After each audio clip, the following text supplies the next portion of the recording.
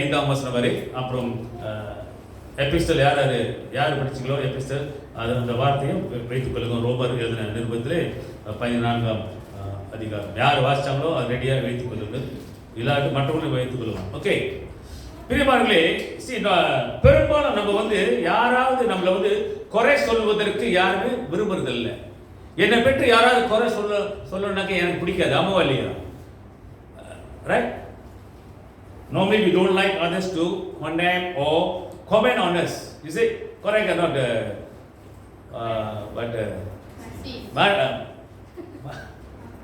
Marcus and அப்புறம் வேற யார் இருக்கா?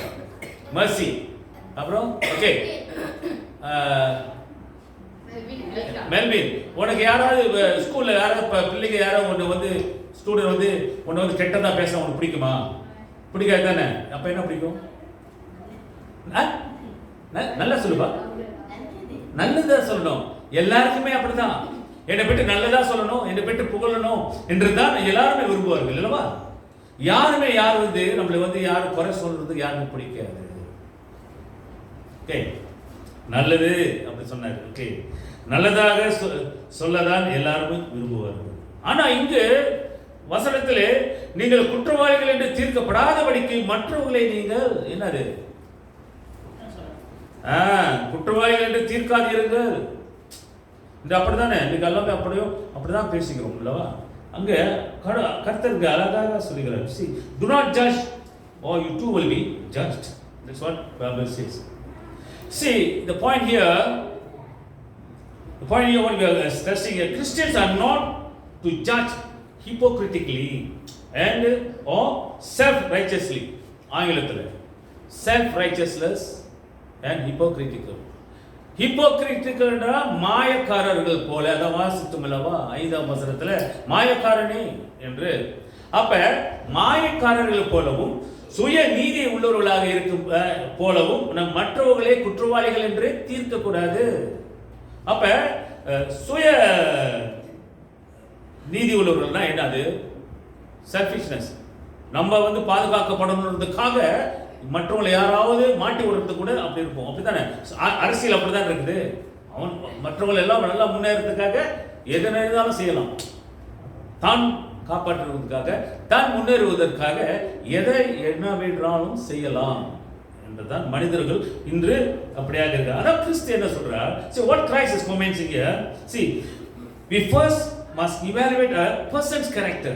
அப்ப ஒரு கிறிஸ்து என்ன சொல்லுகிறார் என்றால், நீ மற்றவர்களை நீ குற்றவாளிகள் என்று நீ தீர்ப்பதற்கு முன்பதாக தன்னுடைய போக்கு அவன் எப்படிப்பட்டவன் எவ்வாறுபட்டவன் என்று நீ அது சிந்திக்க வேண்டும். அது நீ மதிப்பிட வேண்டும். Evaluate a person's character before you condemn or before you judge about others. அதனால தான் 2ஆம் வசனத்தை சொல்லுகிறது, ஏனெனில் நீங்கள் மற்றவர்களை தீர்க்கிறபடியே மற்றவர்கள் தீர்க்கிற தீர்ப்பின்படியே நீங்களும் தீர்க்கப்படுவீர்கள். The way when you judge others and you will be also judged. நீ எதை செய்யறியோ அதுதான் மற்றவங்க செய்வோம். அப்படிதான் சொல்லுவாங்க. நீ எதை செய்யறியோ அதுதான் மற்றவங்க செய்வாங்க. நீ என்ன சொல்றியோ அதுதான். நீ என்ன உன் பிள்ளைக்கு சொல்லி தரியோ அதான் உன் பிள்ளை சொல்லும். நீ என்ன உன் பிள்ளைக்கு நீ பேசுறியோ உன் பிள்ளை அது காதில் கட்டு அடுத்ததாக தான் பேசும். ஆமா இல்லையா? வாழை அடைய வாழை அப்படிதான் போகும். ஆக மற்றவர்களை தீர்க்கிறபடியே நீங்களும் தீர்க்கபடியே நீங்கள் மற்றவர்களுக்கு அளிக்கிற அளவின்படியே உங்களுக்கும் அளக்கப்படும். So therefore if you judge others you will be judged. That's what the Bible says. அப்படா மற்றவர்களை குற்றவாளி என்று நம்ம தீர்க்கிறதுக்கு முன்பதாக என்ன செய்கிறோம் என்றால், நம்ம என்ன செய்கிறோம் மற்றவங்களை இந்த மாதிரி தீர்க்கும்போது ஒருவனை நம்ம என்ன தீர்மானம் செய்கிறோம்? அவன் சரியில்லாதவள் என்று மனதுக்குள்ளே சிந்தனைக்குள்ளே தீர்க்கிறோம். அதுதான் அது பிறகுதான் நீ மற்றவங்களை குறைய சொல்லிக்கிறது பாரு. ஆக ஒருவன் நரகத்துக்கு தான் செல்வான். அவன் கெட்டவன் நீ நரகத்துக்கு தான் போவ, நீ பாவி அப்படிலாம் மனசுல சில பேர் நினைப்பாங்க இல்லையா? அப்ப இவன் நரகத்துக்கு தான் போவான் என்று சொல்வான் என்று நீங்கள் நியாயம் தீர்ப்பது மற்றவர்களை நீங்க நியாய தீர்ப்பது, அதுக்கு அந்த நியாய தீர்ப்பதற்கு நமக்கு அதிகாரம் அல்ல. அதாவது நீ அநியாயமா போயிடுவ, நீ நரகத்துக்கு போயிடுவ என்று நியாய தீர்க்கிறதுக்கு நமக்கு அதிகாரம் அல்ல. ஒருவர் பரலோகம் போவதற்கும் நரகத்துக்கு போவதற்கும் கர்த்தருக்கு தான் அந்த நீதி உள்ளது, கர்த்தருக்கு தான் அந்த நியாய தீர்க்க வல்லமை இருக்கிறது. ஆமாவா இல்லையா? God has the only power, the authority and judgment to do the judgment whether you go to hell or you go to heaven. கர்த்தருக்கு தான். ஆமாவா இல்லையா? Is it correct or not? Correct. Right. Thank you. So இது நாம புரிந்துக்கலாம். அப்ப பாருங்க, ஒருவன் வந்து கெட்டவனாக இருக்கிறான், ஒரு கெட்டவளா இருக்கிறான், இல்ல சரியில்லை என்று நம்ம தீர்ப்பு தீர்க்கும் போது அவன் இப்படிதான் நரகத்துக்கு போவான் அப்படின்ட்டு நம்ம சொல்றதுக்கு நமக்கு அந்த அதிகாரம் இல்லாட்டி கூட, ஒருவேளையிலே அவன் உன்னை விட அவன் மனம் திரும்புறதுக்கு வாய்ப்பு உண்டு. ஆமா இல்லையா? கெட்டவன் எப்போது கெட்டவனாகவே இருப்பானா? சொல்லுங்க ஜெரமி. வாய்ப்பு இருக்கா? மனம் மாறதுக்கு வாய்ப்பு இருக்கா இல்லையா? ஓப்பனா இருக்கு.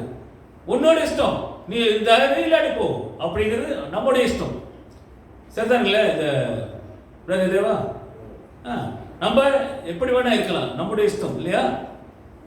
ஆனா வாய்ப்பு இருக்கிறது. There is an opportunity for you to go right, left, positive, negative.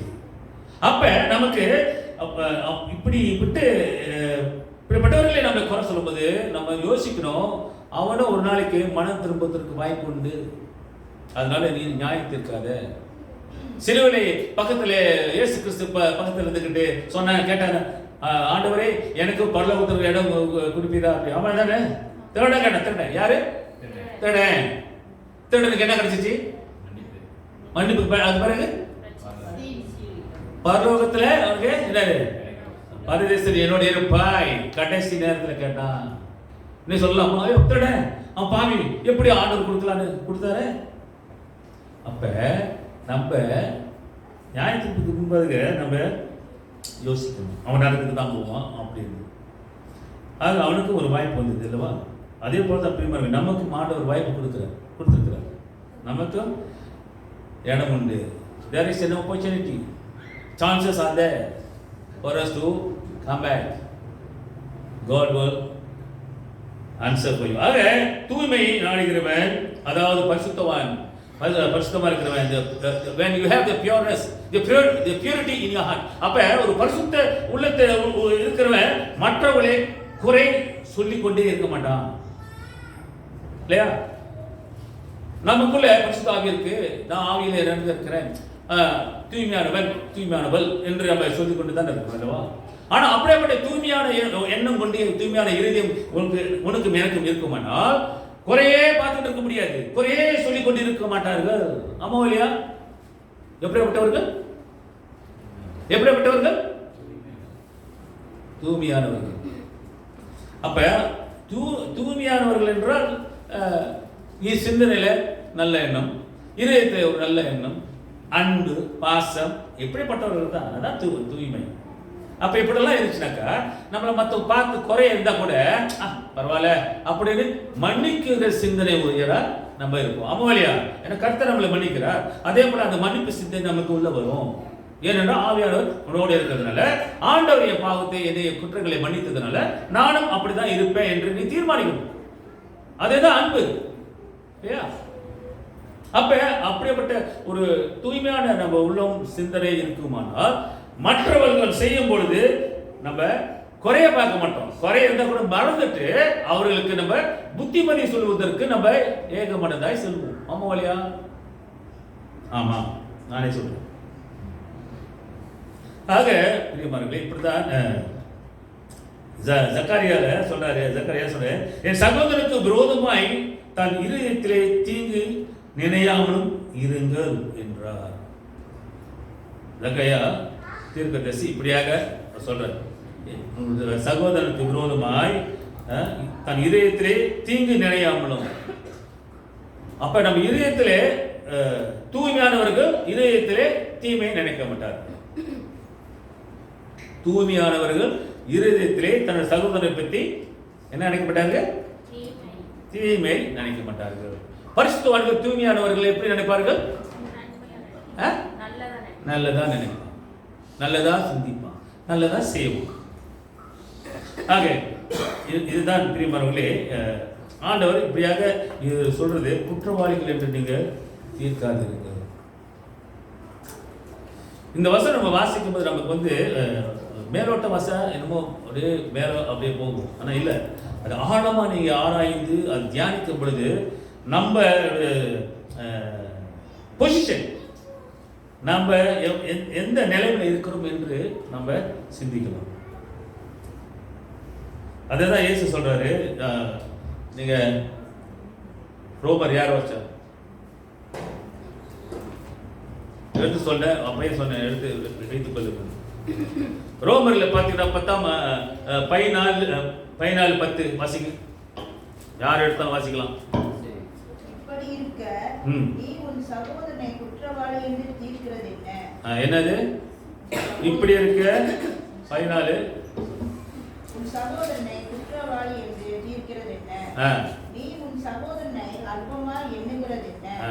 நாம் எல்லாரும் கிறிஸ்துவினுடைய நியாயஸ்தானத்திற்கு முன்பாக நிற்போம்.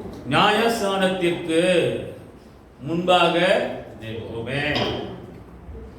அப்ப அங்க என்ன பவுலுக்கு ரோமருக்கு இந்த சபைக்கு எழுதுறது என்ன சொல்ற? பவுல் சொல்றாரு, எல்லாருமே பாவம் செய்து தேவனுடைய மகிமையை இழந்து போனவர்கள் போல இருந்தது சொன்னது போல, எல்லாருமே கடவுளுடைய முன்பாக எல்லாருமே நியாயம் தீர்க்கப்படுவோம். அங்க you will be accountable in the face of God.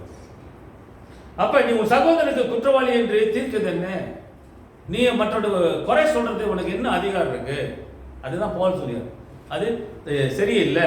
ஏன்னா எல்லாருமே கர்த்தருக்கு முன்பதாக நான் நிற்க போறேன். நீ கெட்டவனா சரி, நீ நல்லவனா சரி, whether you are good or bad, whether you do right or wrong, you will be stand in front the face of God for the judgment. நீ நியாயஸ்தானத்துக்கு முன்பதாக, கர்த்தருக்கு முன்பாக நீ நின்று நீ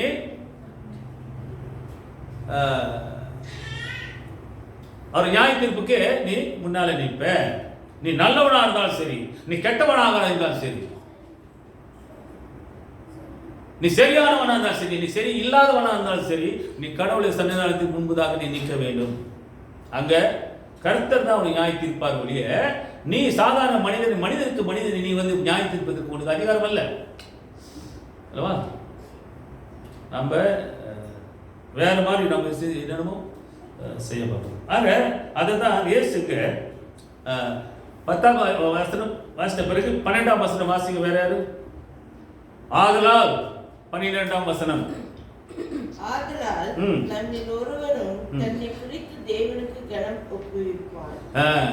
எல்லாரும் என்ன ஒப்புவிப்பாங்க? பணம். பணம் அல்ல, பணத்தை வாங்க முடியாது. கணம். முன்னுக்கு கர்த்தருக்கு முன்பாக நின்று நீ கணக்கு ஒப்படைக்கணும் என்று எல்லாரும் தான். whether you are good or bad, whether you are sick or not sick, நீ நோயாளியோ இல்லையோ எப்படிப்பட்டவர்கள் இருந்தாலும் கூட நீ கணக்கு ஒப்படைக்க. 13ஆவது வசனம் இப்படி இருக்க. 13 இப்படி இருக்க நாம் இனிமேல் ஒருவரை ஒருவர் குற்றவாளிகள் என்று தீர்க்காதிருப்போமாக.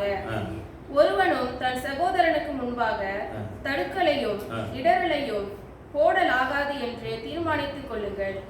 போடலாகாது என்று அப்படினா see you have no right, you have no right on your brother's way to be obstacle or whether you are stumbling block. சரிங்களா? இடரலாகாதவும் தடைகளையும் நீ செய்யாதிருப்பாக. உன் சகோதர வழியிலே நீ இப்படியாக இருக்கக்கூடாது என்று போல் அழகாக இப்படியாக சொல்ற. ஒருவர் குற்றவாளிகள் என்று தீர்க்காது இருக்கிறார்கள்.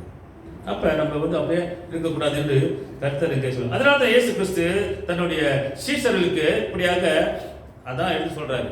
தன்னுடைய சீஷர்களுக்கு God Jesus is telling to his disciples, his followers, சொல்றாரு, சரி கர்த்தருடைய நீதியானது அவர் சொல்லுகிற செய்கின்ற அந்த நீதி அவர் உச்சரிப்பு only God's judgment on each other. That means கர்த்தருக்கு மட்டுமே தான் அந்த நியாயம் தீர்க்கிறதுக்கு வல்லமையும் அந்த அதிகாரம் உண்டு. அதுதான் பவுல் சொல்றாரு. அவருக்கு தான் அது உண்டு.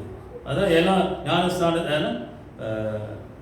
ஜட்ஜ்மெண்ட்ல எல்லாருமே எங்க கர்த்தருக்கு முன்பாக நிற்பார்கள் என்று.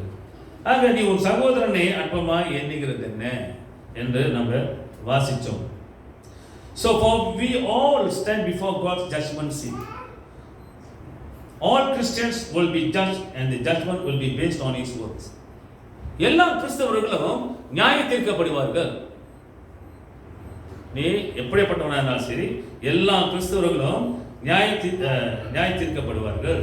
அந்த நியாய தீர்ப்பின்படி என்ன, எப்படி அந்த நியாய தீர்க்கப்படும் என்றால், உன்னுடைய கிரியையின்படி தான் அந்த நியாய தீர்ப்பு செயல்படும். அதுதான் 2 கொரிந்தியர் 5:10 அதுதான் நம்ம வாசிக்கிறோம். 2 கொரிந்தியர் 5:10 வாசிங்க தயவு செய்து, டக்குன்னு எடுத்து. 2 கொரிந்தியர் 5:10. ஏனென்றால் சரீரத்தின் அவனவன் செய்த நன்மைக்காவது, சரீரத்தினா அவனவன் செய்த நன்மைக்காவது தீமைக்காவது, நன்மையாவதும் தீமையாவதும் சொல்றதா, பேட் ஆர் குட், ஓகே, தக்க பலனை அடையும்படி, தக்க பலனை, நன்மைக்கு பலன், தீமைக்கு பலன். ஓகே, நாம் எல்லாரும் கிறிஸ்துவின் நியாய சனத்திற்கு முன்பாக வெளிப்பட வேண்டும். கிறிஸ்துவின் முன்பதாக அந்த ஜட்ஜ்மெண்ட் நம்ம எல்லாம் நிற்க வேணும். நீ நல்லவனா கெட்டவனா, நல்லது செஞ்சால் கெட்டது செஞ்சால் உன் கிரியைக்கு தக்கபடியே உனக்கு நியாயம் தீர்க்கப்படும். உன் கிரியைக்கு தக்கபடியே உன் பலன் கொடுக்கப்படும் என்றுதான் இங்க கொரிந்தியர் சபைக்கு பவுல் இப்படியாக சொல்கிறார். ஓகே, ஆக this is what I was saying, for we all stand before God's judgment.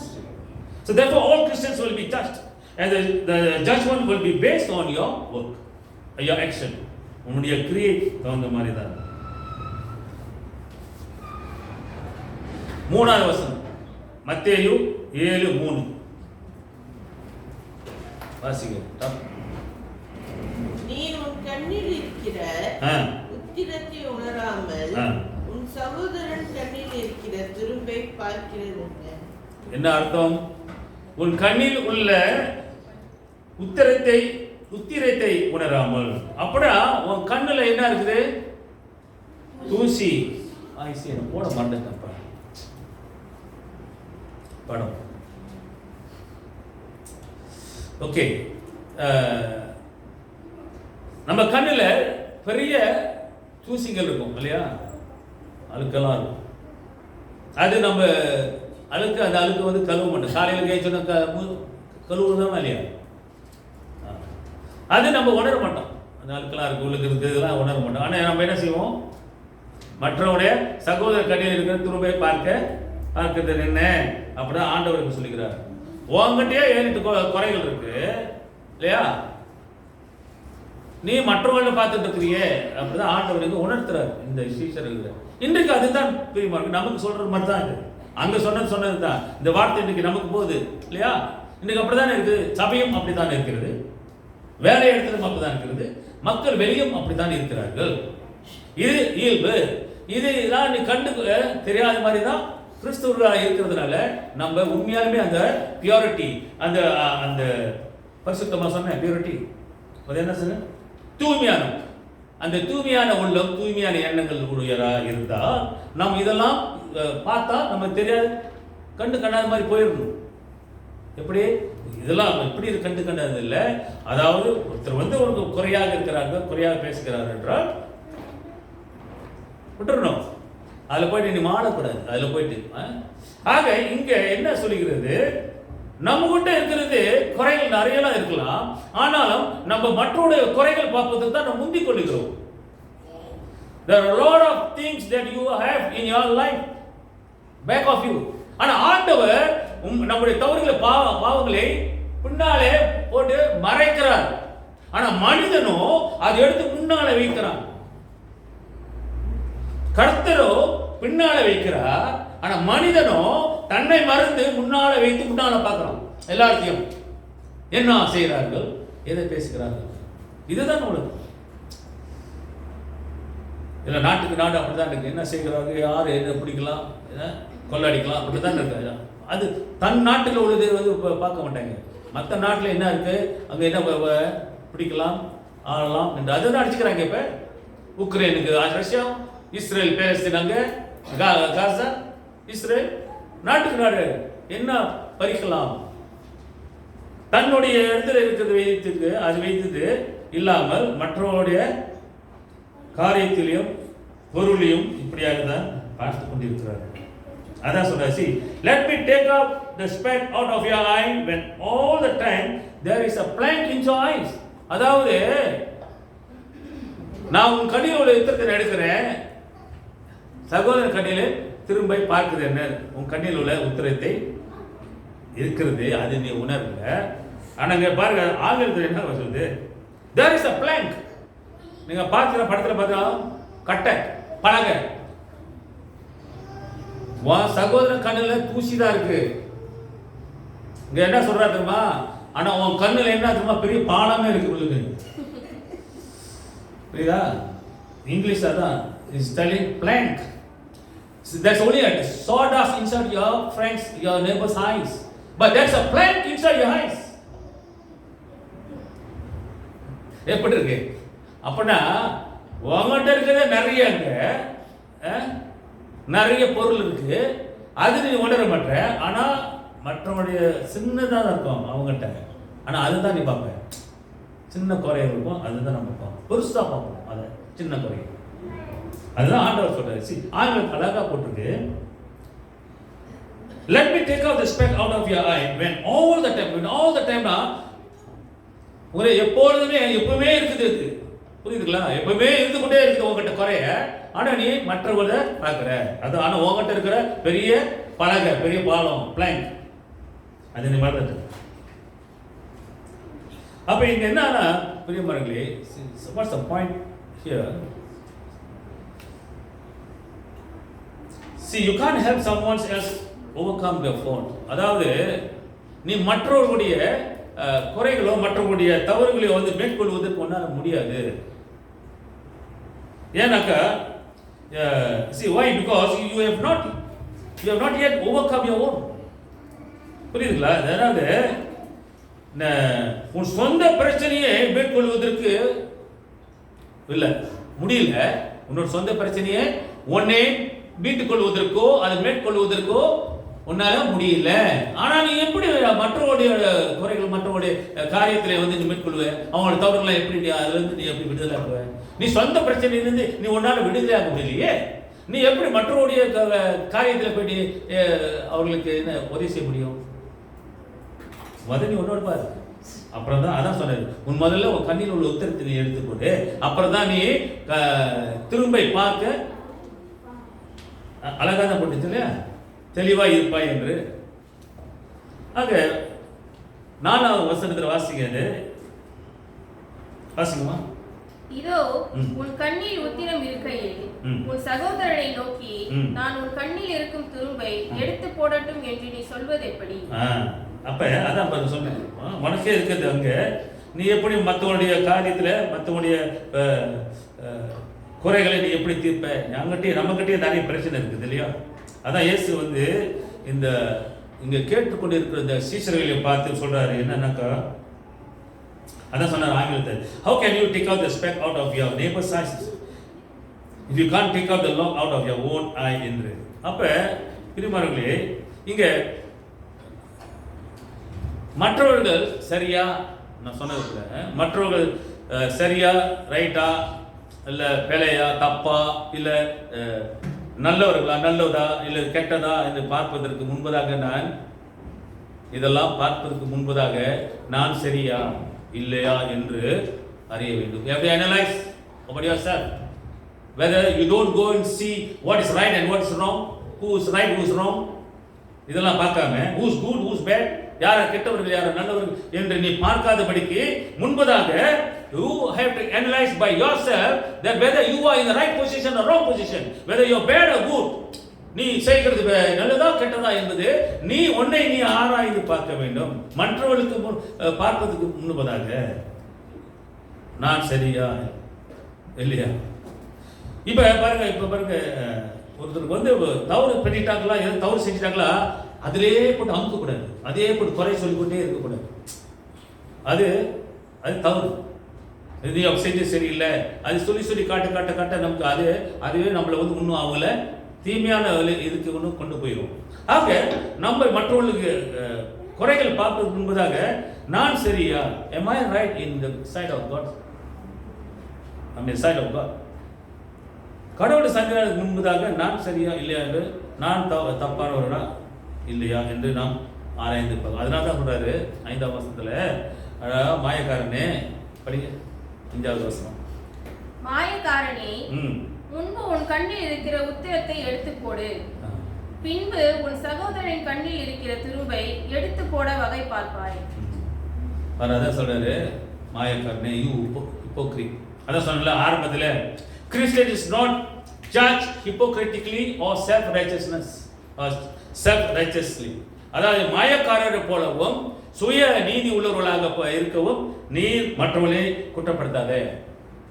இங்க அதுதான் சொல்றாரு, மாயக்காரனே, முன்பு உன் கண்ணில் இருக்கிற உத்திரத்தை எடுத்து போடு, பின்பு உன் சகோதரன் கண்ணில் இருக்கிற துரும்பை எடுத்து போட வகையா இருப்பாய். அப்ப நீ அந்த பொசிஷன்ல போய் சரியா இருந்தாக்கா மற்றவர்களை நீ சரிப்படுத்த முடியும். அதுதான் அது அங்க சொல்லுகிறது. See, once you have dealt with your own wrong, okay, அப்படின்னா நீ உன்னுடைய சொந்த காரியத்தை, சொந்த வாழ்க்கையில் உள்ள காரியங்களை, தப்பிதங்களை நீ சரிப்படுத்தினா ஆவிக்குரிய பார்வைக்குள்ள நீ வரலாம்.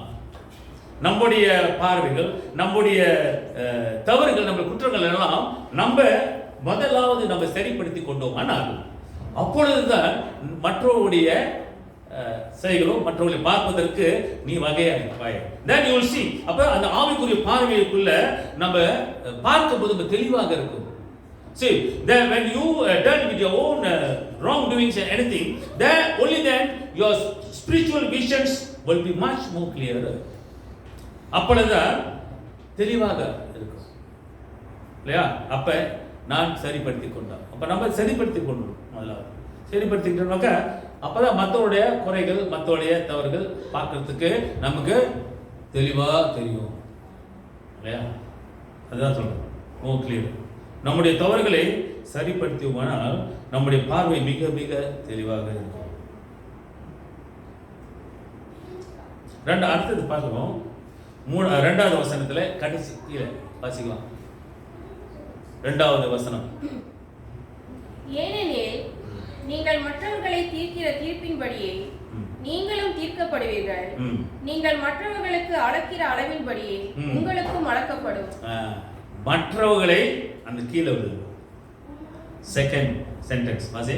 நீங்கள் மற்றவர்களுக்கு அளக்கிற அளவின்படியே, நீங்கள் மற்றவர்களை அளக்கிற அளவின்படியே உங்களுக்கும் அளக்கப்படும். உங்களுக்கும் அளக்கப்படும். டேப் எடுத்துட்டு நீ மெஷர் பண்றீங்களா? அதுதான் சொல்றது. நீ எவ்வளவு தூரத்துக்கு நீ அளக்குறியோ அவ்வளவு தூரத்துக்கு என்னது அளக்கப்படுது. நான் இவ்வளவுதான் அளந்தேன், நான் இவ்வளவுதான், அவ்வளவுதான் அளக்க முடியும். இதுல என்ன அர்த்தம்னாக்கா, சிம்பிளா வச்சுக்குமே, கொடுங்கள், ஹலோ, கொடுக்கப்படும். எவ்வளவு கொடுக்குற? எவ்வளவு கொடுக்குற?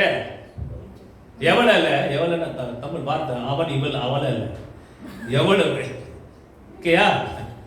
எவ்வளவு இல்ல, ஓகே சாரி, எவ்வளவு கொடுக்குற? தமிழ் உச்சரிப்பு பார்த்தீங்களா?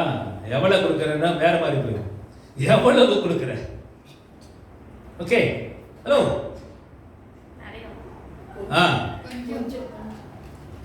கொஞ்சம். அப்ப ஓகே, நீங்க என்னமா என்னமா சொன்னேன்? நிறைய. ஓகே, கொஞ்சம்.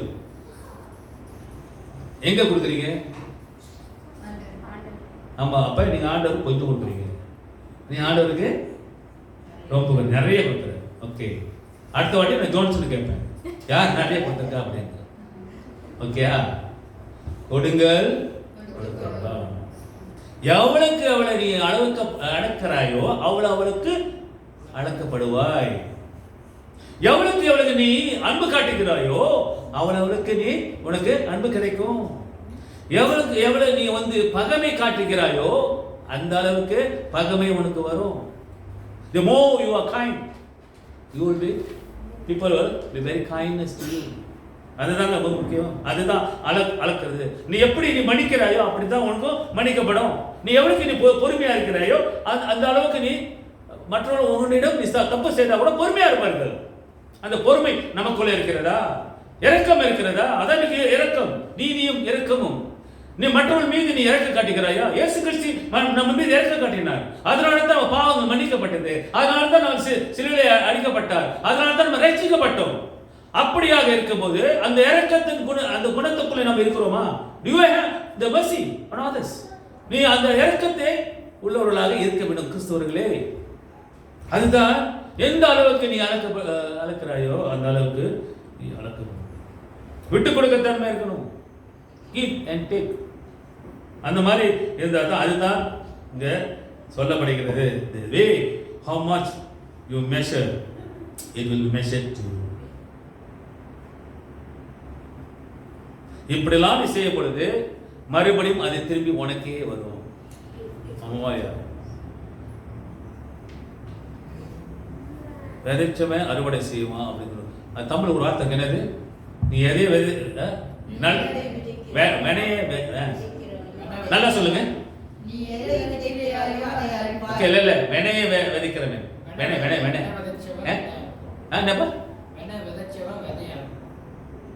வினைய வச்ச வினையதான் இருப்பான்.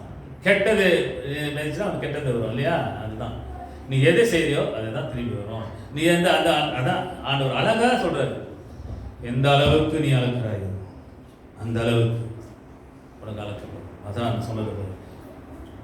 அந்த அளவு அப்படின்னா நீ கொடுக்குற தன்மை இருக்கணும், அன்பு இருக்கணும், பாசம் இருக்கணும், கருணை இருக்கணும். மற்றவங்க மேல ஒரு கருணை காட்டும். கருணாகரன் இயேசு கிறிஸ்து ஒரு கருணாகரன். ஆமா, கருணை காட்டுகிறார் மக்கள் மீது. அந்த கருணை காட்டுறதுனாலதான் இன்னைக்கு நம்மலாம் ரட்சிக்கப்பட்டோம். கருணை. அதனால தான் பேர் போட்டு நீங்க நினைக்கலாம் கருணாகரன் என்னன்னு தெரியலையா? கருணன். நீங்க போயிட்டு நான் ஏதோ சொன்ன பாஸ்டர் சினிமா படத்தான் நான் பேசிட்டு இருக்காரு. கர்ணன் படத்தை போய் கொஞ்சம் அந்த படத்துல சிவாஜி குத்துவாங்க, வீட்டில் குத்துவோம். அவர் வருஷம் சொல்லுவாரு. அவர் முன்னத்துல ஒரு சாமியார் வருவார் சொல்லுவார். அந்த பாட்டில் பெரிய அர்த்தம் இருக்கு. நான் என் மனைவி சொன்னேன், அந்த பாட்டில் பெரிய அர்த்தம் இருக்கு. அது நீ இயேசு கிறிஸ்துவை வைத்து நீ அது அனலைஸ் பண்ணாக்கா உங்களுக்கு அந்த அர்த்தம் புரியும். ஓகே, ரொம்ப போவாங்க. ஆக பிரியமானவர்களே, இங்க கருணை, அதுதான் நீதி உள்ளவர்களாகவும் கருணை உள்ளவர்களாகவும் நான் இருக்க வேண்டும். பழைய ஏற்பாடு பாடிச்சேன் இல்லையா? யார் வாச்சா பழைய ஏற்பாடு? ஓகே, தாவீது கதையை பார்த்தீங்கன்னாக்கா நல்ல ஒரு கதை. ஆனால் அவன் பாவம் செய்தான். ஏன்னா உரியாவோட மனைவியை அவன் எடுத்துக்கிட்டான். உரியாவை அவன் கொன்றான். அவனோட சக வேலைக்காரன் அவனை திட்டம் போட்டு முன்னுக்கு போரில் போயிட்டு முன்னுக்கு போய் அவனோட பெரிய தலைவர் அவனை முன்னுக்கு விட்டுரு, முன்னுக்கு போரில் அடிச்சாக்கா முன்னுக்கு அவன் கொலை செய்யப்படுவான். திட்டம் பத்திலாம் சாத்தான் அவனை. ஏன் அப்படின்னா தன்னோட மனைவி மேல அவன் ஆசைப்பட்ட மனைவி எடுத்துக்கிட்டான். அப்படியேப்பட்ட சிங்காசனத்தை ஆண்டவர் ஆசீர்வதித்து ராஜாவாக்கினார். சவுல் எடுத்து பறித்து கொண்டாரு, கொடுத்தாரு. அப்படியேப்பட்ட சிங்காசனம் ராஜா. அப்படி இருந்து கூட அவன் பத்தி கீழே வந்தான். ஆனா இருந்தாலும் ஆண்டவர் பண்ணிச்சாரு. நாத்தான் மூலியமா சொல்லி அது பெரிய கதை. அது பாருங்க என்ன சொல்ல வரேன்னா, கூட இருந்தவன் தான், ஆனா அவனுக்கு நீதி இல்லை, நீதியற்றவனாக இருந்தான். அன்ரைச்சஸ்னஸ், நீதியும் இரக்கமும் உள்ள தேவன். ஆனா இங்க நீதி இல்லாத ஒரு ராஜா, இரக்கம் இல்லாத ஒரு ராஜா. நீதியாக அவன் நடக்கவில்லை, அவன் இரக்கம் காட்டவில்லை. யாருடைய? அவனோட வேலைக்காரன் போர் வீரர் தன்னோட மனைவிக்கு அடையும்படியாக அவனை திட்டம் போட்டு கொலை செய்தான். கடவுள் என்ன செய்தாரு? அவன் பிள்ளையை எடுத்துட்டாரு. நீ இப்படி செஞ்சதுனால நான் உனக்கு அந்த சிங்காசனத்தை கொடுத்த ராஜாவா இருந்தே நீ. ஆனாலும் என்னாச்சு? அதே உன் மகன், அவனுக்கு 3 மகன் வைஃபுக்கு, அவன் ரொம்ப பேர் வைஃப் அவனுக்கு இருந்தது ராஜா தாவீதுக்கு. ஆனா எல்லா மனைவிகளும் ஆண்டவர் என்ன செஞ்சாரு? அவனுக்கு முன்பதாகவே, அவன் கண்ணுக்கு முன்பதாகவே எல்லாத்தையும் ஒவ்வொருத்தருக்கும் அப்படியே போக விட்டாரு, தன்னோட மனைவிகள். அப்ப இங்க நீதி இல்லை. எங்க இவங்கிட்ட நீதி இல்லை. அதுதான் இது தலைப்பு, நீதியும் இரக்கமும். தாவீது நீதி உள்ளவனாக நடந்து கொள்ளல, அவன் இரக்கம் காட்டவில்லை. ஆனா என் கர்த்தர் மன்னிச்சார் கடைசியில். நீங்க வாசிச்சீங்கன்னாக்கா தெரியும். அடுத்தது அந்த வீட்டில் போய் பாருங்க. நான் சொன்ன நாத்தான் ப்ராஃபெட் வந்து சொன்னார். ஆனால் கேட்கல. நீ செய்கின்றதே சரியில்லை சொன்னார், கேட்கல. இப்படிதான் பிரியமானவர்களே, அவன் இறக்க காட்டாதவன், நீதி உள்ள இல்லாதவனாக இருந்தான். அவன்கிட்ட நியாய நீதி இல்லை. ஆனால் கடவுள் மன்னிச்சு மறுபடியும் அவனுக்கு அதாவது உரியாவோட மனைவி எடுத்துக்கிட்டாலே, அவங்க மனைவி பேர் வந்து ஜப்ராவா, பெத்ஷிபா. அவளுக்கு இவனுக்கு ஒரு அந்த மகனை ஆண்டவர் எடுத்துட்டார். அழுதான் 7 நாளா உபவாசத்தை வந்து உட்காந்து அழுது வச்சு முடிஞ்சது. பிள்ளையே எடுத்துட்டார் ஆண்டவர். அவனுக்கு இருந்த மூத்த மகன் 3 பேர் போர்ல செத்துட்டாங்க. எல்லாம் ஏ தான், எப்சோலோம், அப்புறம் 2 பேர் எல்லாம் ஏல இருக்கும். ஓகே, இது ஏன் உங்களுக்கு கதை சொல்றேன்னாக்கா அவங்க புரியறதுக்காக தான் சொல்றேன். ஏன்னா கதை பெருசா போயிடும். ஓகே, ஆக பிரியமானவர்களே, இங்க என்னன்னாக்கா இவனுக்கிட்ட அந்த நீதி நியாயம் இல்லை. சவுலிருந்து சிங்காசனத்தை கொடுத்தாரு ஆண்டவர். ஆனா ஒண்ணு செஞ்சார் ஆண்டவர், மன்னிச்சாரு. ஆனா அவனுக்கு அடுத்த குழந்தை பிறந்தது தான் யாரு? தாவீதுக்கு ஒரு பெரிய நல்ல தேங்க்யூ சோலமன். அவன் மூலியமா தான் அந்த தாவீது தப்பு பண்ணதுனால அவனுக்கு அந்த ஆலயத்தை கட்டுவதற்கு கொடுக்கல. அதான் சோலமன் கொடுத்தார். ஓகே, ஆக இங்க என்ன சொல்ல வரேன்னா, நீதி இல்லாதவன், இரக்கம் இல்லாதவன் இருந்த இந்த ராஜா யாரு? தாவீது.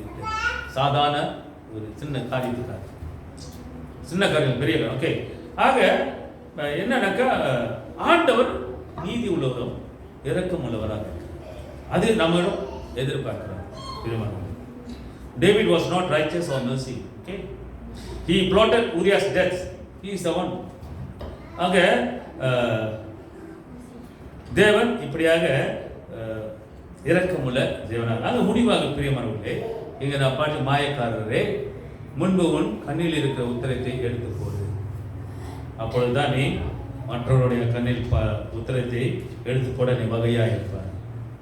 See, most of us we see what others do. பெரும்பாலும் நம்ம மற்றவர்கள் என்ன செய்வார்கள் என்றதை நம்ம பார்ப்போம் இல்லையா? இப்போ வந்து என்ன சொல்றேன்னா, அது மாற்றி எப்படி சேஞ்ச் ஆகும் லைஃப் ஸ்டைல். இன்றைக்கு நான் என்ன செய்து கொண்டிருக்கிறேன், இப்போ நான் பேசிக் கொண்டிருக்கிறேன், ஒவ்வொருத்தர் சிந்தனை என்ன இருக்குது. உதாரணம், இப்போ நான் என்ன செய்து கொண்டிருக்கிறேன், now present tense. இப்போ நீங்க என்ன செய்து கொண்டிருக்கிறீர்கள்? என்னத்த செய்தியை தேவன். அது போல என்னங்க மற்றவர்களுக்கு என்ன செய்யறாங்க அதை பார்த்துட்டு இருக்காரு. செய்தி கேட்டுக்கொண்டிருக்கிறீங்களே, மற்றவங்க என்ன செய்யறாங்க, என்ன செய்யறாங்க அதெல்லாம் பார்க்க நீங்க. இது உதாரணம் சொல்றேன். அப்ப நம்ம வந்து மாத்திக்கணும், அந்த ஸ்டைலை மாத்திக்கணும். சில நேரத்தில் see we are busy doing our work. Okay, நம்ம வேலை செஞ்சுட்டு ரொம்ப பிஸியாக இருந்தோம்னாக்கா நமக்கு வந்து என்ன தோணும், என்னக்குன்னா டைம் இருக்காது. ஆமாவா இல்லையா? இல்லையா ஜெரிமி தானே? நீங்கள் நல்லா வேலை செஞ்சுக்கிட்டே இருந்தீங்கன்னாக்கா, கம்ப்யூட்டரில் இருந்தீங்கன்னாக்கா அவனுக்கு சிந்தனைலாம் போகாது எங்கேயுமே. எங்கே இருக்கும்? நீ ஒன்றும் இல்லை சும்மா கடை வீட்டில், நீ ஒன்றும் செய்யாம வீட்டே சும்மா கடை, என்ன இருக்கும்?